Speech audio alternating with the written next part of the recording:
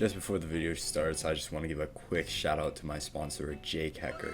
Jake Hecker sponsored this video, giving me a total of $12.50. Crazy amount to res my channel from the dead. Thank you, Jake Hecker, and I'm really glad I got to watch this amazing, awesome show. The anime Jake recommended me, or is making me watch, is called Koi Kaze. It has a 7.16 score on Mao. With 24,000 users rating it. However, if you scroll down to the reviews that people gave it, it's all 10s and 9s, which, suggests a hidden gem. Could Jake possibly have recommended me a hidden gem? Let's find out. 最近ふと考える。妹で抜くってことはそんなにおかしいことなんだろうか。 Unfortunately, it's not a masterpiece. Not even really a good anime.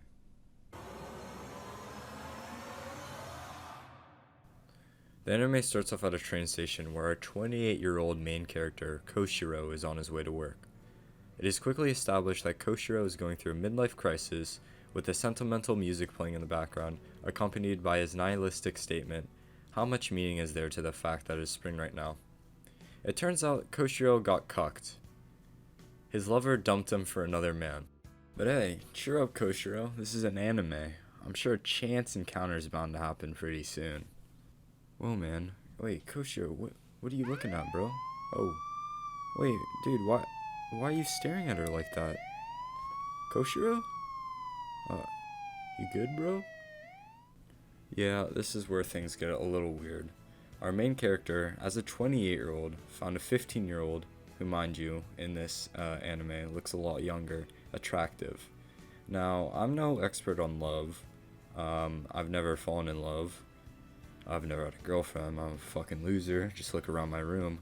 But, I think love at first sight is almost always reliant on looks. It's just weird. Like the age gap. She's a child. I just feel like the weirdness is amplified by the fact that Koshiro just got broken up with this woman who doesn't look like a child at all. Looks mature and old, and he's now attracted to underage girls. Like, what? To make matters worse, after receiving tickets to an amusement park from a client, and I forgot to mention this, but Koshiro works as a wedding planner, another chance encounter with the high school student happens, and he decides to give her the tickets he got, to which she then invites him to hang out. So they go and they have fun at the amusement park, and it ends up at the Ferris wheel, where they both share a heartfelt conversation with each other about love. It turns out that she's also struggling with love. A boy she liked didn't return the feelings, and after they comfort each other, Nanaka, which is the girl's name, and Koshiro really show that they've gotten closer. Unfortunately for the both of them, when they get off the Ferris wheel, Koshiro's dad is waiting for them. It turns out Nanaka is actually Koshiro's blood-related sister, who he hasn't seen in many years because their parents are divorced. And Nanaka is now going to be living with both him and his father because her high school is closer. If you haven't already figured it out, yep, this is incest. But not just any incest anime. Instead of just having the incest trope, they decided to stick 3 taboos into one: age difference, underage dating, and blood-related dating. Awesome. What could possibly go wrong? And that is pretty much the plot of Koi Kaze. The 2 siblings struggle to deal with their growing feelings spanning throughout 13 episodes. The setup was shallow, and I thought their love felt forced. Most of the actions that caused Nanaka to fall in love with her brother were actions present in a normal sibling relationship. Of course, you could argue that she didn't know what a normal sibling relationship was, since she and Koshiro were separated at a very young age, but I just don't buy it. 4 out of 10.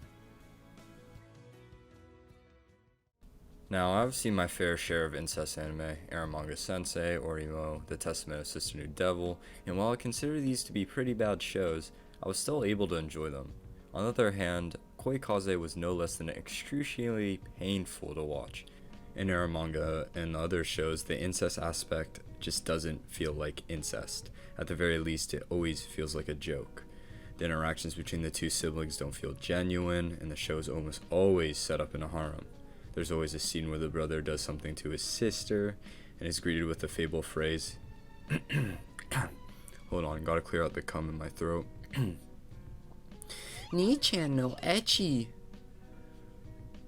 Which just doesn't add to the seriousness of the show. On the other hand, Koikaze's incest doesn't feel like a joke.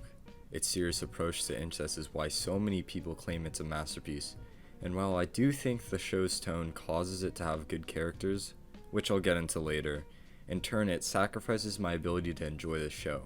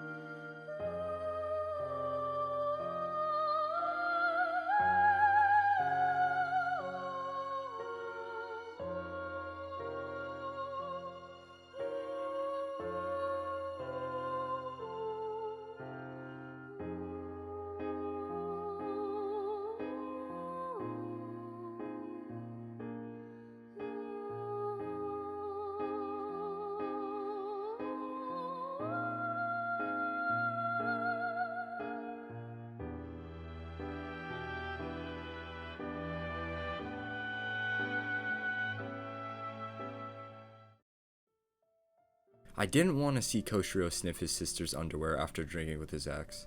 I didn't want to see him go upstairs after almost getting caught sniffing his sister's underwear by his sister and proceed to masturbate. I didn't want to know if Koshiro has gotten off to his sister more than once. I didn't want to see Koshiro and Nanaka lay in the same bed. And I definitely did not want to know they had sex.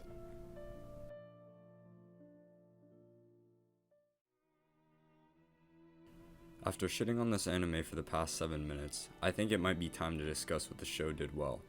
I personally was surprised with the music. The music always complemented the feeling, story, and atmosphere of the show. There are a few tracks I thought were weak, but a majority of the pieces, especially during the dramatic scenes, were done well.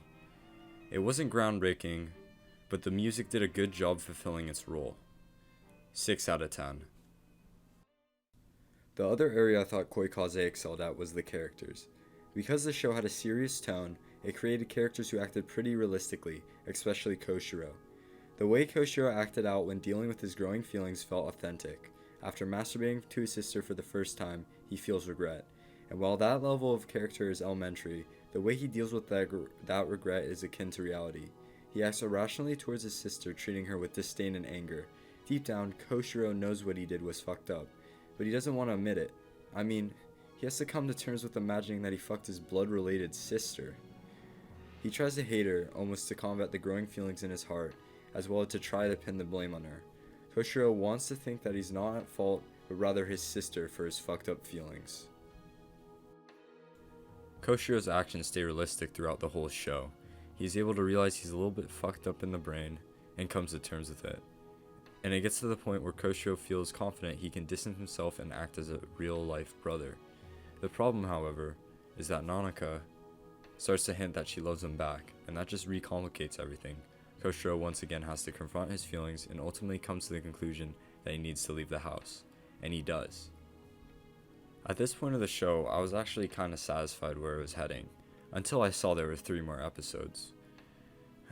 So I'll give my score for the characters now and give one last rant on why this show is not even close to a masterpiece. 7 out of 10. After Koshiro moves out to distance himself from his sister, a close co-worker who obviously has feelings for Koshiro frequently spends time at his place. After his sister finally finds Koshiro's place and Koshiro spots her, he has a breakdown. The co-worker, jealous and disgusted, confronts Koshiro, causing what I thought was the best scene in the show. It highlights the pain and suffering that comes with such a taboo love and the societal disapproval surrounding it. However, that is also where the show has nothing left to offer. Koshiro eventually caves into his feelings, giving up on distancing himself, leading to the siblings having sex, concluding the second to last episode. The final episode shows the new relationship between the two. They are now officially lovers, and while there is one scene where Koshiro shows remorse, the rest of the episode implies that the both of them are very happy. I came out of Koikaze disappointed. Koikaze went out of the anime norms and tried to be meaningful. It tried to question the mortality of incest and what is right and what is wrong. While it seemed to convince many people in the review of the show to change their perspective entirely, it didn't do the same for me. I feel like Koikaze brought an interesting perspective into light about incest. The show was able to convey incest in a realistic way, exquisitely capturing the suffering that accompanies it. But that is all it should have done.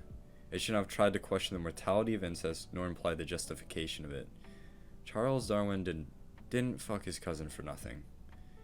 I believe the show should have shown Koshiro's suffering, ending with him being able to distance himself from his sister, come to terms with his feelings, and move on.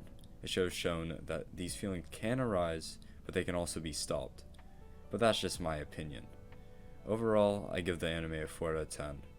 I wouldn't recommend this to anyone, but I mean, if you like incest, go ahead. Yo, if you made it this far in the video, you're awesome. Make sure to drop a like and subscribe, bro. Hell yeah. Don't worry, this isn't my last video. Jake Hacker also sponsored another video for another $12.50. Crazy, I know. We're going to be reviewing Strawberry Panic, so stay tuned for that.